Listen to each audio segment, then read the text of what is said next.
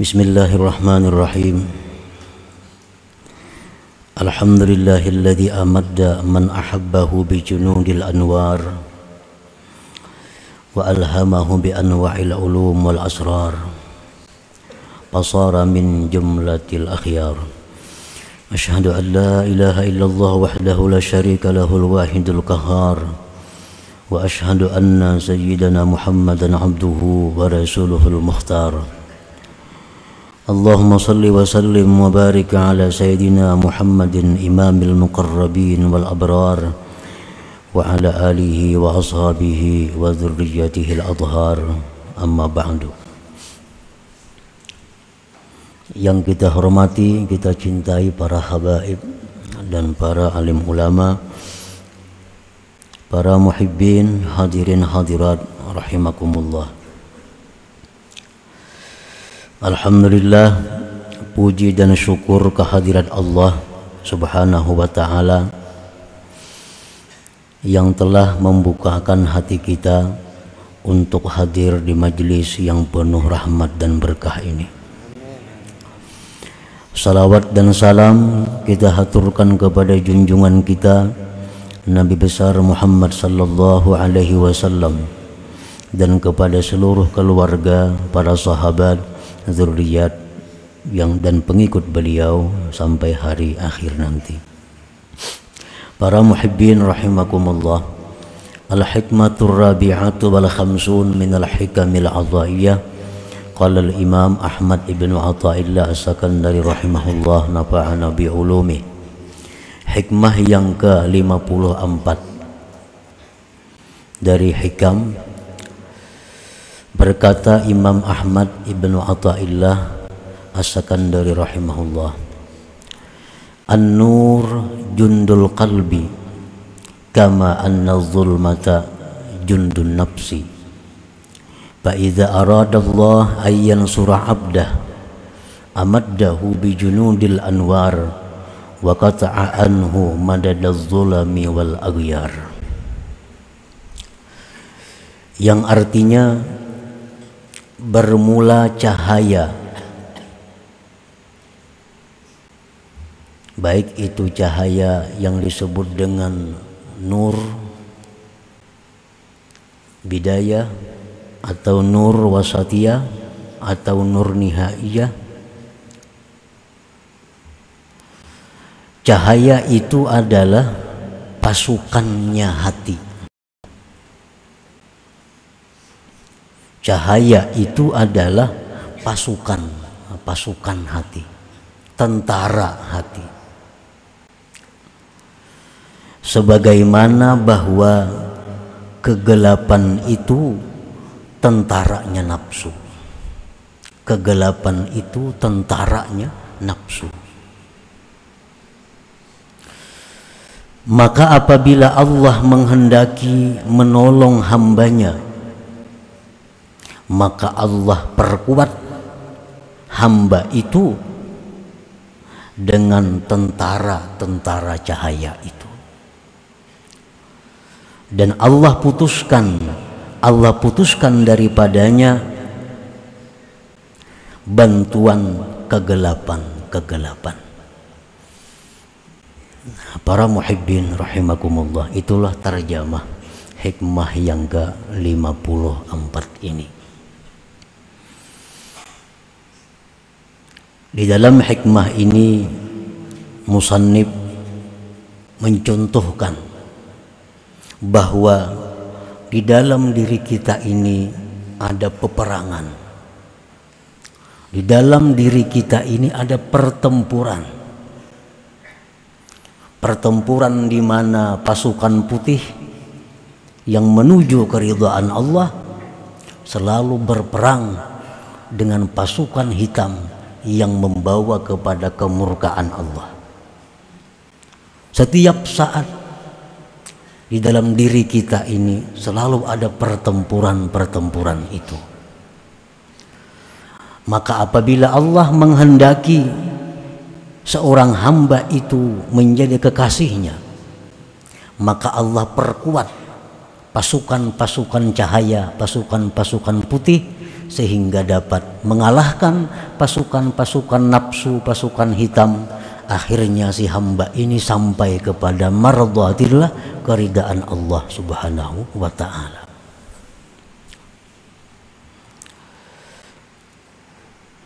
Idza syara'al 'abdu bis-sayr ila mardhatillah aqahun nafsu wa junduha bi anwa'il awaik fawaswasat fi qalbih taswipat taubah wa usraha kay la yasidal 'abdu ila maqsudihi min naili mardhatillah. Hikmah yang ke-54 ini masih berkaitan dengan hikmah-hikmah sebelumnya yang membicarakan tentang cahaya-cahaya itu. Seorang hamba yang berada di dalam kegelapan, seorang hamba yang berada di dalam ketidakpastian seperti kita, kadang-kadang dimenangkan oleh kebaikan, kadang-kadang kita terjerumus ke dalam dosa, kadang-kadang kita sehari ini banyak dosanya, kadang-kadang macam-macam, karena kada ada ketentuan, kada ada arah yang dituju. Ini keadaan seorang hamba pada umumnya. Nah, pada saat seorang hamba ini tidak ada arah, pada saat kita ini tidak ada arah yang mesti ditempuh kemana, Allah memberikan kita cahaya. Nah, dengan cahaya itu lalu timbul di dalam hati kita satu keinginan untuk menuju satu tujuan, keridaan Allah. Timbul di hati kita dorongan yang kuat untuk menuju jalan yang dicintai Allah. Dalam hikmah sebelumnya, cahaya ini diumpamakan oleh musannif ini dengan tunggangan atau kendaraan, bahwa cahaya itu adalah laksana tunggangan yang menyampaikan seorang hamba kepada keridhaan, kecintaan Allah Subhanahu wa ta'ala. Nah, para muhibbin rahimakumullah, apabila cahaya ini sudah ada diberikan Allah kepada kita, tunggangan ini sudah ada, kendaraan sudah ada di depan kita, makanannya, bekalnya, BBM-nya sudah ada, dan kita sudah mulai berjalan dengan cahaya itu selangkah demi selangkah menuju keridaan Allah. Sembahyang sudah teratur, menuntut ilmu sudah terjadwal, membaca wirid sudah aktif sesuai waktu yang ditentukannya. Nah, ini sudah jalan kendaraan kita ini menuju kepada yang dicintai Allah. Nah, di tengah perjalanan kita itu kita akan dihadang. Nah, kita akan dihadang oleh nafsu dan tentara-tentaranya. Aqahun nafsu wa junduha bi anwa'il awaik, dengan macam-macam rintangan, macam-macam halangan, sehingga kendaraan yang kita tunggangi ini tidak akan bisa mulus sampai kepada keridhaan Allah. Ada halangannya.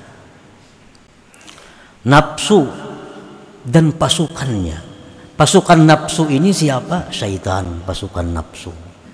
Kadang-kadang bisa anak kita sendiri menjadi prajurit nafsu, istri kita sendiri menjadi tentara nafsu yang menghadang kita, orang tua kita, mertua kita, siapapun bisa menjadi pasukannya nafsu ini.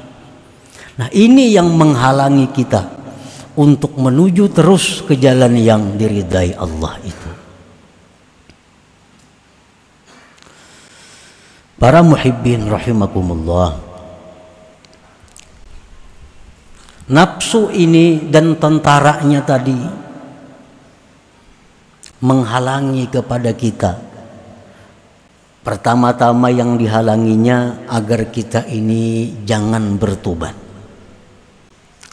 Nah, kaina dulu tobat itu. Dan tobat itu sulit. Tobat itu sulit. Kalau kita menghindari satu dosa itu sulit, lebih sulit lagi tobat dari dosa itu.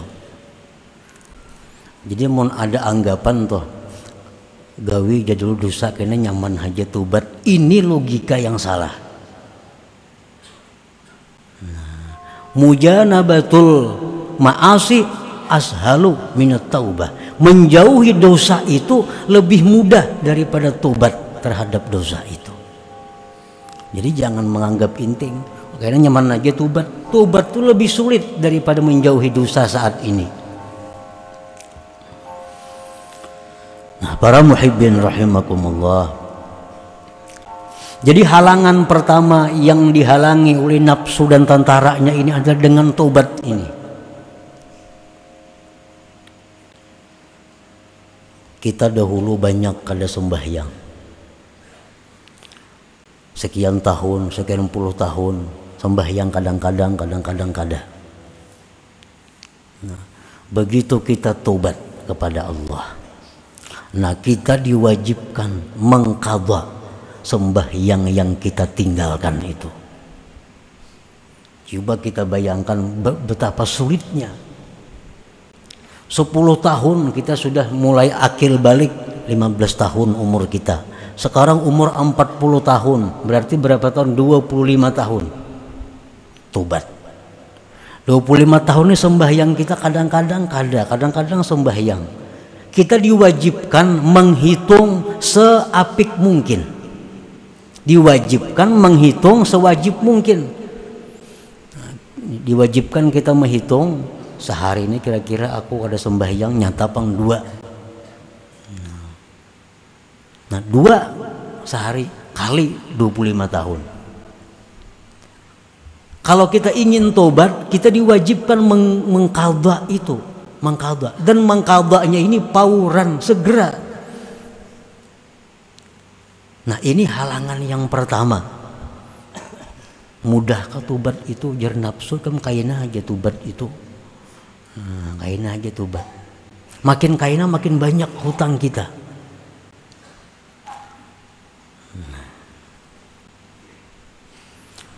Nah yang kedua, halangan tobat ini adalah tobat daripada menzalim, menganiaya makhluk. Kita pernah menganiaya orang dengan tidak benar, melukai orang, menyakiti orang. Ini menganiaya. Nah kalau kita tobat, kita dituntut untuk meminta halal kepadanya. Minta halal. Nah, ini kada gampang minta halal ini. Dan ini dilakukan oleh Rasulullah Sallallahu Alaihi Wasallam sendiri. Beliau memberikan contoh. Begitu beliau mendekati masa beliau di dalam dunia ini, beliau pernah berpidato di Masjid Nabawi itu.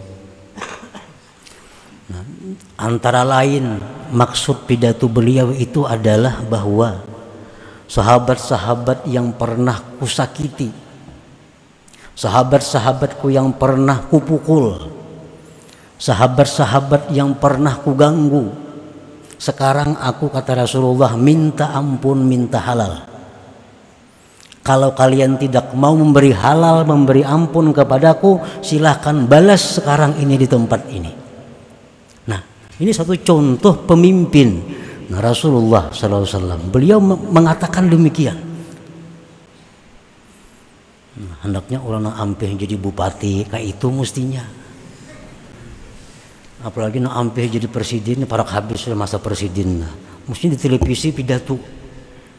Kalau hendak selamat nih, wahai seluruh rakyatku, siapa ada yang merasa terzalimi, siapa ada yang merasa ku aniaya, aku minta maaf, minta halal. Kalau minta ganti rugi silahkan datang kepadaku. Nah umpamanya, orang kan wani juga datang ke sana, kita mendatangilah ke sana. Walaupun kita ini terzalimi, lampu rancak pajak itu terzalimi. Kenapa? Duitnya banyak, bahan bakarnya kita banyak, Semua lengkap di Kalimantan nih. Tapi lampu rancak pajak, pembagian keuangan kada adil, terzalimi. Tapi kita kadang akan menuntut itu. Kalau minta halal kita halalkan aja, cuma kada wani minta halal. Nah, tokoh-tokoh kita itu macam Nabi kita langsung di hadapan sahabat, siapa yang pernah aku tampiling ya Nabi, aku minta halal, tampiling aku kalau kada mahalalkan. Dan ada sahabat yang berdiri, ya sahabat, wahai Rasulullah, pian pernah memukul ulun. Nah, padahal ulun kada salah. Ayo silahkan pukul ya Nabi. Berdiri sahabat tadi nak memukul Nabi. Waktu pian pukul, wahai Rasulullah, ulun kada berbaju, pian harus pacul baju. Nah, jadi sahabat tadi. Sahabat lain ini bingung, waninya ini lawan Nabi kita. Nabi kita lepas baju. Nah, Nabi pukul. Akhirnya sahabat ini bukan memukul, tapi menciumi tubuh Rasulullah Sallallahu Alaihi Wasallam. Jadi tobat daripada zalim makhluk ini minta halal. Sulit itu. At-taubah min akhdhil malil haram, tobat daripada mengambil harta haram. Tobatnya apa? Radduhu ila maliki, mengembalikan harta itu kepada pemiliknya. Ini halangan, rintangan oleh seseorang yang sudah mulai berjalan menuju jalan yang diridai Allah. Orang dahulu bermodal 100 juta. Duitnya duit kada halal. Pol dibukanya toko berdagang. 20 tahun berdagang, dari modal 100 juta tadi sekarang jadi 2 miliar. Nukar rumah, nukar kendaraan, tokonya sekian buah. Lalu orang ini dapat cahaya petunjuk, mulai ke jalan Allah, sampai di bab tobat, bahwa harus mengembalikan seluruh harta yang haram itu. Maka asal modalnya haram. Bila modal haram, seluruh bunga-bunganya, kembang-kembangnya, cabang-cabangnya jadi haram. Nah, sangguplah keluar dari harta itu. Rumah ini nukar duit itu juga, kendaraan nukar duit itu juga, toko nang ada duit itu juga. Semuaan dari hasil itu. Nah, kalau hendak tobat, dia harus keluar telanjang daripada itu. Kecuali pakaian yang menutup auratnya. Nah, sangguplah ini tobat nih. Ini halangannya, halangan yang dilaluinya.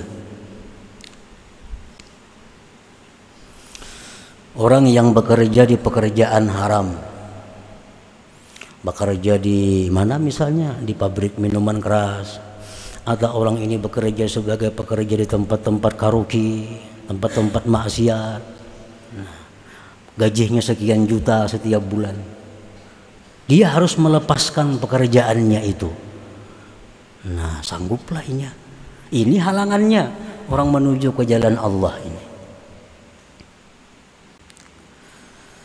Fa iza arada Allah ay yansura 'abdahu wa yaj'alahu min ahbabih, apabila Allah menghendaki menolong hamba ini dan menjadikannya kekasihnya, amaddahu, Allah bantu orang ini. Nah, nyaman aja. Kalau Allah menghendaki si fulan ini jadi kekasihnya, Allah bantu caranya dengan mudah, dengan mulus mengatasi semua masalah-masalah yang berkaitan dengan tobat tadi contohnya. Dengan apa Allah memperkuat? Pertama, bil yakin, dengan yakin. Arti yakin itu apa? Ada musyak, tiada ragu-ragu. Sedikit pun tidak ada ragu-ragu. Contohnya yakin yang kayak apa Contohnya yakin, Baitullah itu andaknya di Mekah. Yakinlah kita. Baitullah, Ka'bah itu andaknya di Mekah. Yakin kita tuh, sedikit pun kada ragu-ragu. Nah, Allah beri hamba ini yakin. Nang apa nang diyakininya? Wa'dallah wa dhamanahu, janji Allah dan jaminan Allah. Ini diyakininya. Diberi Tuhan hamba ini keyakinan terhadap apa yang dijanjikan Allah, apa yang dijamin oleh Allah. Apa janji Allah contohnya? Walladzina jahadu fina lanahdiyannahum subulana. Ujar Tuhan, siapa-siapa yang sungguh-sungguh menjalani jalan kami, pasti akan kami beri petunjuk kepada jalan kami itu. Kalau kita ini bertikad bujur-bujur hendak sampai kepada ma'rifatullah, Allah pasti akan memberi petunjuk itu. Nah, ini firman Allah. Allah beri hamba ini yakin dengan itu. Nah, yakin. Allah berjanji, wa may yattaqillah yaj'al lahu min amrihi yusra. Orang-orang yang takwa kepada Allah, Allah jadikan urusannya itu mudah, nyaman. Nah, jadi orang ini seandainya taubatnya ini harus menyerahkan seluruh hartanya karena memang dari yang haram. Diberi Allah orang ini keyakinan bahwa kalau engkau berbuat itu digantikan oleh Allah dengan yang lebih daripada itu. Nah, diberi Tuhan ini hamba keyakinan. Nah, lalu si hamba ini berani melepaskan seluruh hartanya yang didapat dengan jalan yang haram tadi. Nah, maka dia lalu bisa meneruskan perjalanannya untuk menuju kepada keridhaan Allah tadi. Allah beri keyakinan. Nah, tapi kalau Allah menghendaki si hamba ini kehinaan, maka hamba ini tidak diberi keyakinan oleh Allah sehingga dia timbul keraguan-raguan. Mun aku balapas pada hartanya, kemana aku lagi begana? Kayak apa aku lagi makan? Kayak apa aku menyekolahkan anakku? Kayak apa aku bayar kredit motor, kredit mobil? Kayak apa aku mengatasi itu? Nah, kalau orang dikehendaki Allah kehinaan, dia akan ragu-ragu dengan itu. Ragu-ragu.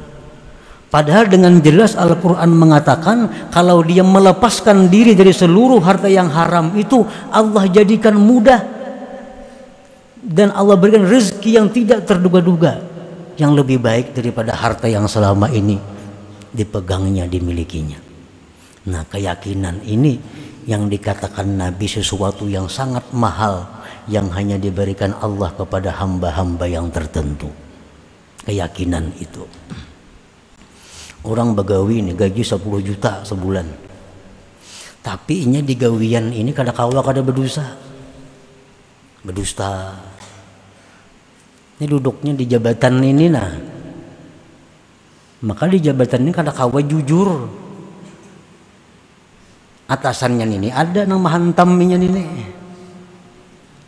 hendak jujur kayak apa? Kada-kawa jujur, mesti beculas tahun bawahan kayaknya. Nah, kalau orang ini diberi Allah cahaya dan dia berperang dalam dirinya, Allah perkuat dengan keyakinan, dia akan keluar dari jabatan itu. Pasti keluar. Allah pun pasti akan memberikan dia kedudukan yang lebih baik, lebih terhormat daripada itu. Tapi kalau Allah lawan hamba ini kada sayang, Allah ingin menghinakan hamba ini, lalu inya ragu-ragu. Aku beambis ini kemana aku begawi? Kemana aku memberi makan anak? Kemana ini? Kemana itu? Nah, sampai inya mati keraguan yang kayak itu lagi dalam hatinya. Ini kalau Allah menghendaki kehinaan seorang hamba itu. Nah, para muhibbin rahimakumullah, Allah subhanahu wa ta'ala akan membantu orang ini dengan yakin. Tetapi bantuan Allah ini aglabiyahnya, sunnatullahnya mesti diusahai. Allah tuh memberi kita bantuan, pertolongan, itu kebiasaannya, aglabiyahnya diusahai. Ada proposalnya. Kayak apa caranya untuk mendapatkan yakin itu? Ini kita ini sudah tahu nah, gawianku ini salah. Kalau aku hendak selamat, aku mesti keluar dari gawian pekerjaan ini. Tapi hati ragu-ragu nah, kada wani lagi. Padahal nyata salah tahu, cuma kada wani keluar pada pekerjaan itu. Nah, dicari yakin nih, cari yakin ini.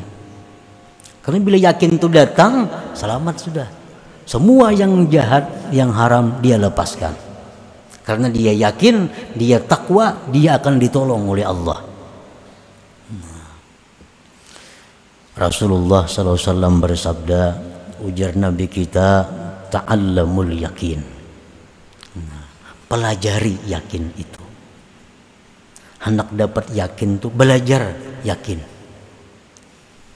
Imam Ghazali mensyarahkan hadis itu, maknahu jalisul mukinin wastami'u minhum ilmal yakin wa wazibul iqtida'a bihim liyaqwa yakinukum kama qawiya yakinuhum. Itu sarah hadis tadi. Ujar Nabi kita, belajarlah ilmu yakin. Artinya apa? Duduklah kamu kepada orang-orang yang yakin. Kawani orang-orang yang punya keyakinan. Dengarkan daripada mereka keyakinan mereka. Selalu ikuti mereka agar yakin kamu kuat seperti yakin mereka. Nah, cari orang-orang yang pernah berhasil dengan keyakinannya itu. Sidin itu bahari bagawi di situ haram, tapi sidin wani keluar. Sekarang sidin sugih pada dahulu. Nah, datangi sidinnya, kayak apa pian bahari nang kayak itu? Aku sidin yakin. Nah, yakinnya ini yang kita cari, kita pelajari. Cari orang-orang yang yakin.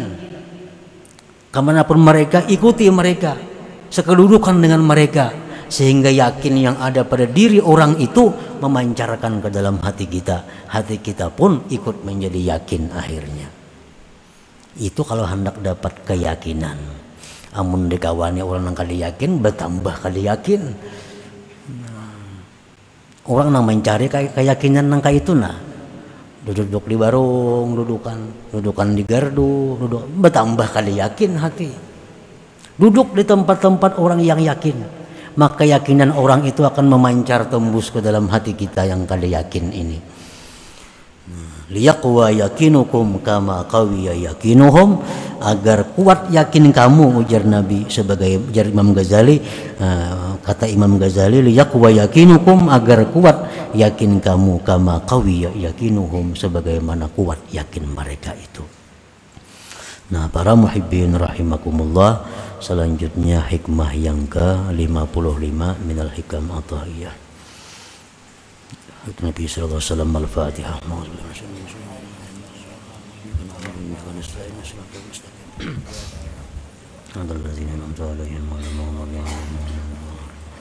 Ya Allah biha, ya Allah biha, ya Allah bihusnil khatimah. Ya Allah biha, ya Allah biha, Allah bihusnil khatimah. Ya Allah biha, ya Allah biha, Allah bihusnil khatimah. فيا أيها الراجون منه شفاعة صلوا عليه وسلموا تسليما. اللهم صل وسلم